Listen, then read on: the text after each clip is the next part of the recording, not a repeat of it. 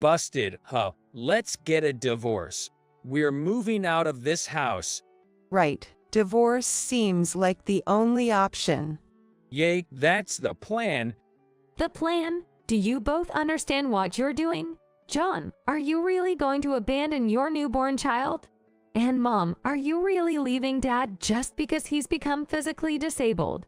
Do you have any idea how morally wrong that is in society?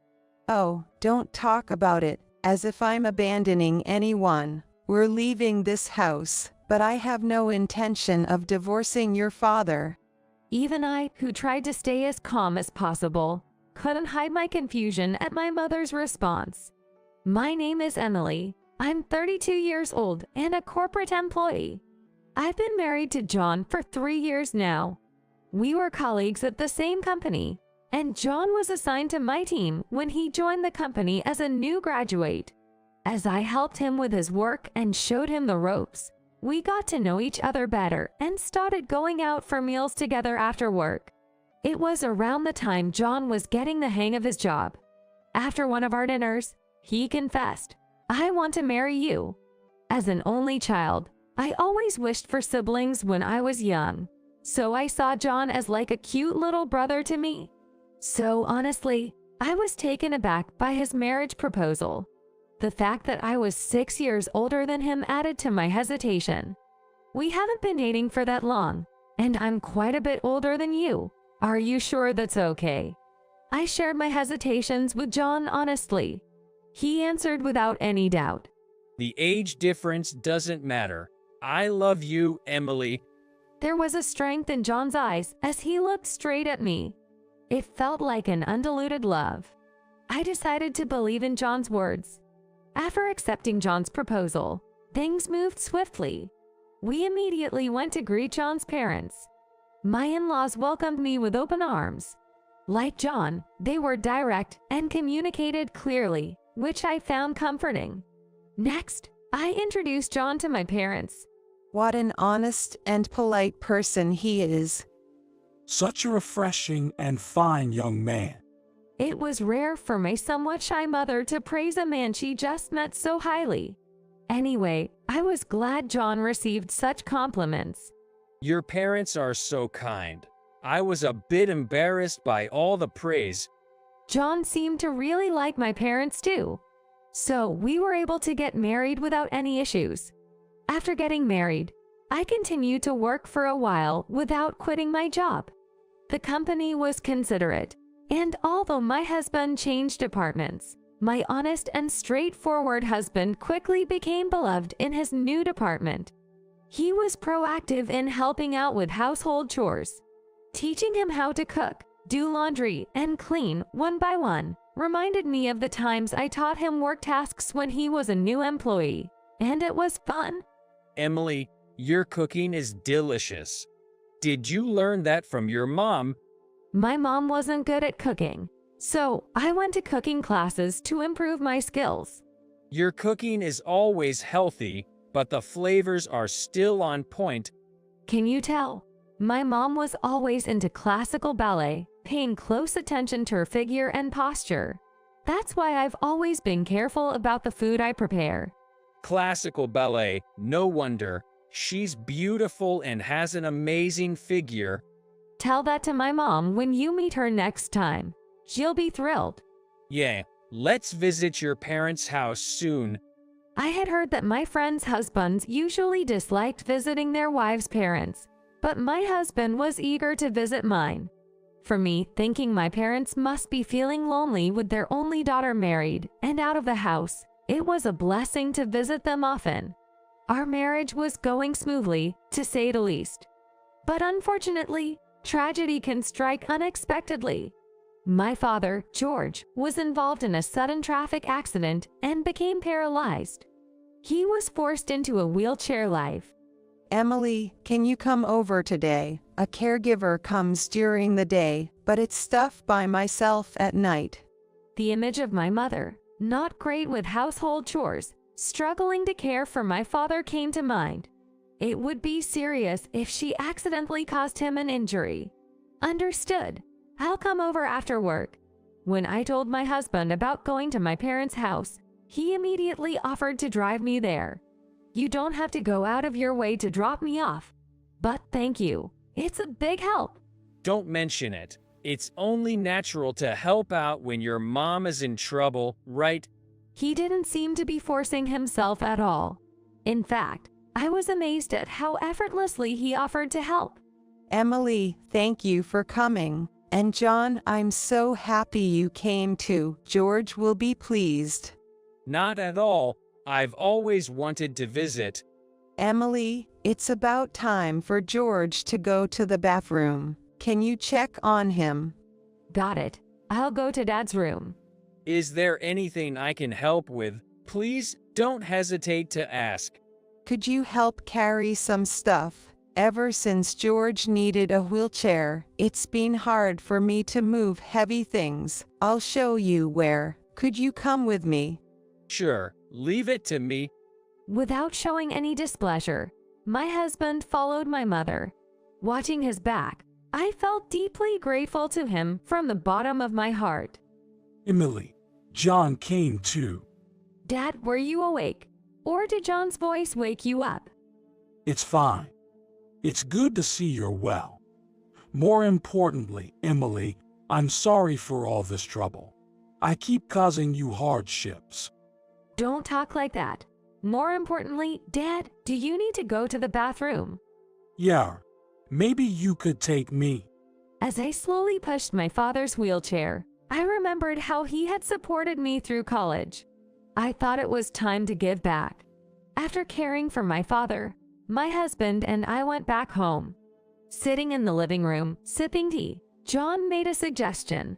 Given the situation, why don't we live with your parents? From what I've seen today, it's going to be tough for your mom and dad to live on their own. That might be true, but are you sure you're okay with that, John? I'm fine with it. We'll make it work. I was truly grateful for my husband's suggestion. It might be overthinking, but it felt like he had voiced something I had been considering for a while. Unlike us, my mother was significantly younger than my father. My father had managed a well-known trading company.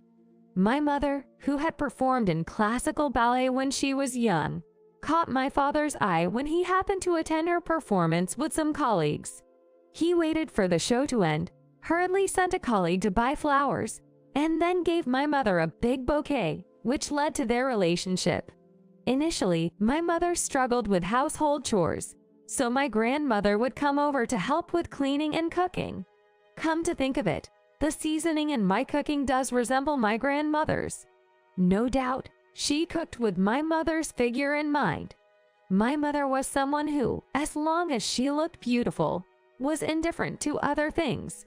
My father was tolerant of such an attitude, seemingly content with just admiring my mother's beauty. I sometimes thought that's just how marriage is, but when I went to college and started living on my own, I realized our family's values were quite different from societal norms.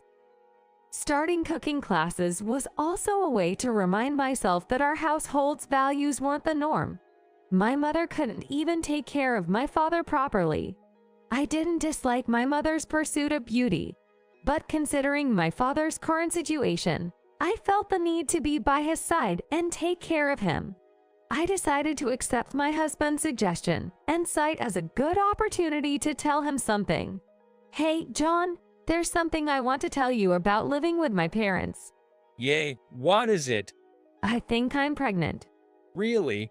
I'm going to be a dad.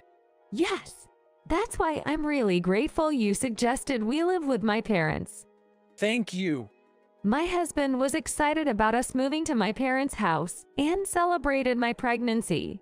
When I immediately told my mother, she was as thrilled as my husband, saying, "That's very helpful. Come tomorrow if you can. You're more than welcome." So my husband and I moved in with my parents, starting a 4-person household. Upon moving back, I quit my job to prepare for the baby and take care of my father. Even my mother, who had been indifferent to household chores, started going to the supermarket to buy the groceries and daily necessities I had listed. My husband cared for my father's well-being, and my father seemed happy to have a male companion. Ironically, my father's injury seemed to deepen our bond as a family of 4. The family gatherings, made possible by my husband's suggestion, made me want to thank him all over again. Hey, John, I want to go shopping. Can you drive? It's a bit far, but the meat is really cheap there. Understood. I'll go with you anywhere.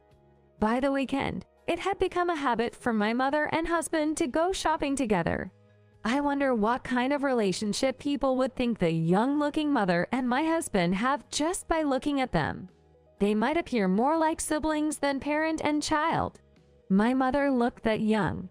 Time passed, and I safely gave birth to a healthy baby boy. The whole family congratulated me on my childbirth and celebrated it. Among them, my father's joy was exceptional, as he looked at his first grandchild with a smile I had never seen before. Since it's a boy, it's not a dream that he might take over my father's trading company in the future. Just when I thought our family would become even livelier with the new addition, misfortune struck without warning. One day, when I was about to go buy diapers and formula, I found that the usual store was out of stock. So I decided to return home and drive to another store that sells baby products. It was a holiday, and although my husband was at home, I didn't want to bother him with shopping in case he bought the wrong items. So I drove myself to the store. Why don't you take some time for yourself and stop by a cafe after shopping? It's rare for you to get out of the house.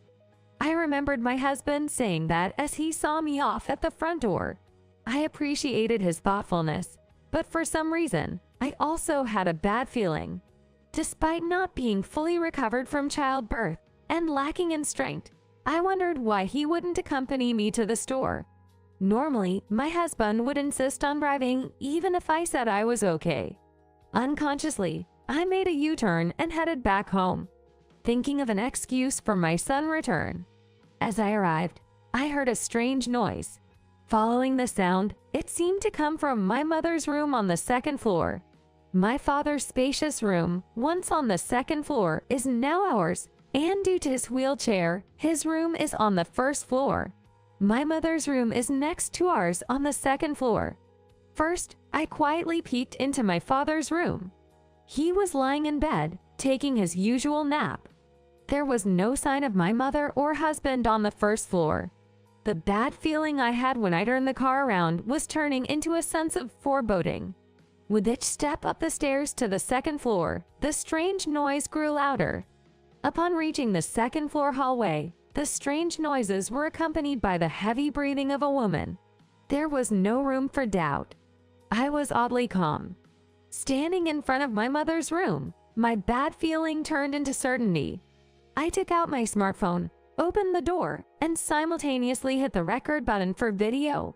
There they were, my husband and my mother, entangled and naked. Silence ensued. They stood there, mouths agape, unable to say anything even if prompted. I spoke quietly. First, get dressed, then both of you come downstairs. As coming down the stairs, I noticed the phone camera was still in shooting mode, so I hit the stop button on the recording.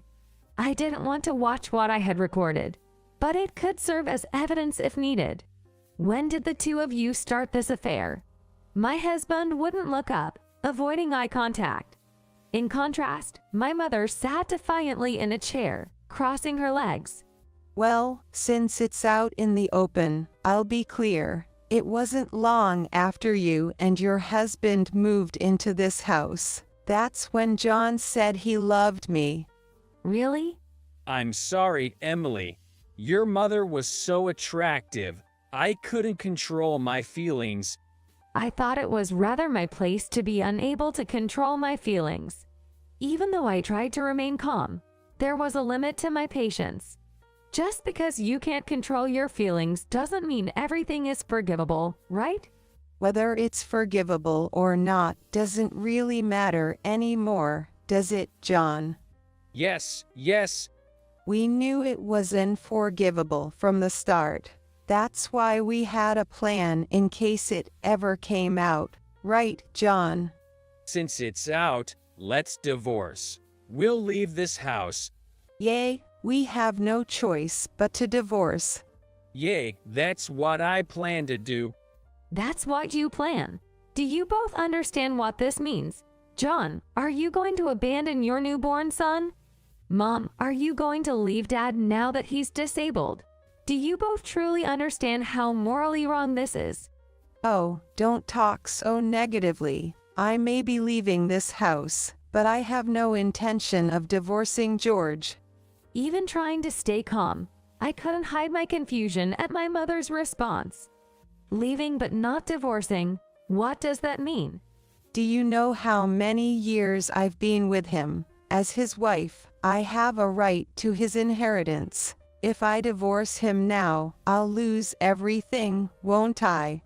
My mother was refusing to divorce my father just to lay claim to his inheritance. Indeed, even if they're living apart, she still have the right to claim her share of the inheritance as part of their marital property. What a greedy person. That's just rotten. I'm only claiming what's rightfully mine. Why would I divorce and willingly give up what I could have? My anger turned into sheer disbelief.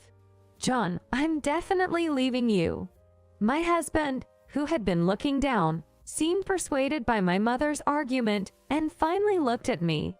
I understand, but I'll refuse the divorce depending on the conditions. Conditions? What conditions? The condition is that you and George agree that Sarah won't divorce him. I'm fine with divorcing you, but in return, Sarah and George's marital status stays as it is. With those terms my husband laid down, I realized the depth of their relationship. And apparently, he was under her influence. There's no way I can agree to that. How far gone are you both? Then I can't divorce you either.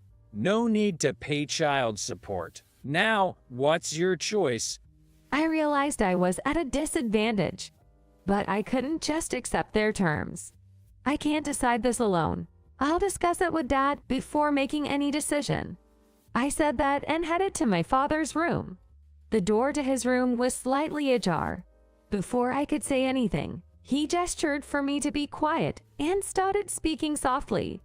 Emily, don't worry about me. Divorce John as soon as possible. I realized he must have overheard our conversation, but doing that would mean you can't divorce that woman. It's okay. I have a plan. Just divorce that man right now. As I say. Despite his weakened physical state, there was strength in his eyes and weight in his words. I figured things would be okay if I just went along with what he said. Believing in him, I went to declare that I would divorce my husband and accept keeping my parents' marriage intact. Let me know as soon as he passes away. With those parting words, my mother and ex-husband left our family home. Dad, I'm sorry. It's all because of me that this happened. If only I hadn't married that man. There's no need to worry.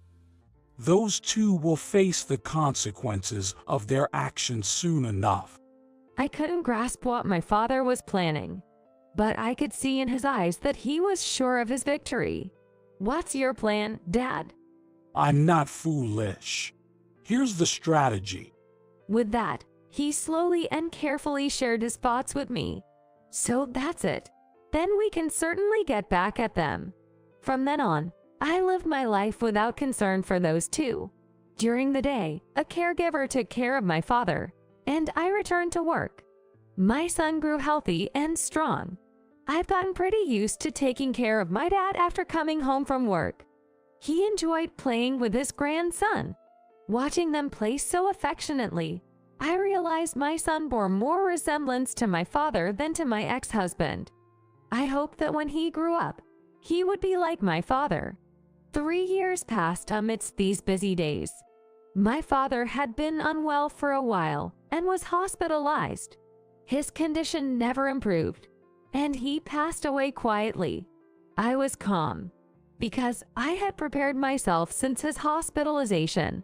Looking at my father's peaceful face, I felt ready for what was to come. I immediately started arranging for his funeral. Many people attended my father's funeral. He was well liked. Among the attendees, I spotted those too. It's been a while. Good to see you're doing well. What are you two doing here? When one's husband dies, it's only natural to show up at the funeral. After abandoning your own husband and grandson, you have the nerve to show up. You know, Emily, men and women are bound by instinct. Rationality doesn't apply to those drawn together by instinct. Understand? If you believe that, why come here? Why not stay together forever? My ex-husband interjected as if he had been waiting for the moment. We came to fulfill a promise. Promise? As we discussed before, Sarah has a right to your father's inheritance, doesn't she? Yes, I came to claim the inheritance as promised. Tell me how much I'm entitled to receive. When they brought up the inheritance, I had my response ready. Understood. However, there's not a single cent of inheritance to give you. What? What kind of nonsense are you talking about? Don't try to act tough by lying here, Emily. Sarah should be entitled to a portion of the inheritance, right? I'm telling you there's no inheritance to give to someone who's already divorced. When did he and I get divorced? I don't recall agreeing to a divorce. Mom, have you forgotten? You once confronted Dad with a divorce paper bearing your signature. The confidence on my mother and ex-husband's faces seemed to falter. I pressed on. Dad kept the divorce papers you thrust at him. Soon after you two left the family home, I filed them. There's no expiration date on a divorce paper, meaning from the moment I submitted it while Dad was alive, your marriage was officially dissolved. You're now nothing more than a stranger to Dad, not entitled to any inheritance. Can you understand this situation with reason, not instinct? I could see my mother and ex-husband's faces turn pale. Do you understand now? So there's nothing more to discuss with you two. This isn't a place for you. Before we knew it, a crowd of Dad's admirers had gathered around us, all of them directing hostility towards the two who had betrayed and hurt Dad and me. Realizing the situation, my mother and ex-husband quickly left without another word. I heard they had been living a life of luxury far beyond their means, quickly depleting my mother's savings and accruing debt, hoping to repay it with the expected inheritance from my father. But their plans were completely foiled. Where they are now and how they're living is unknown to me. Frankly, it doesn't concern me. I had started working at the trading company my father ran years ago. He taught me everything about the business during his lifetime. Thanks to that, I was able to take over as president after him. Now as president, I'm running the company my father built while raising my son. I feel my son's resemblance to my father grows stronger with each passing day. Someday, I hope my son will take over the company that my father built and I've protected, and make it even greater.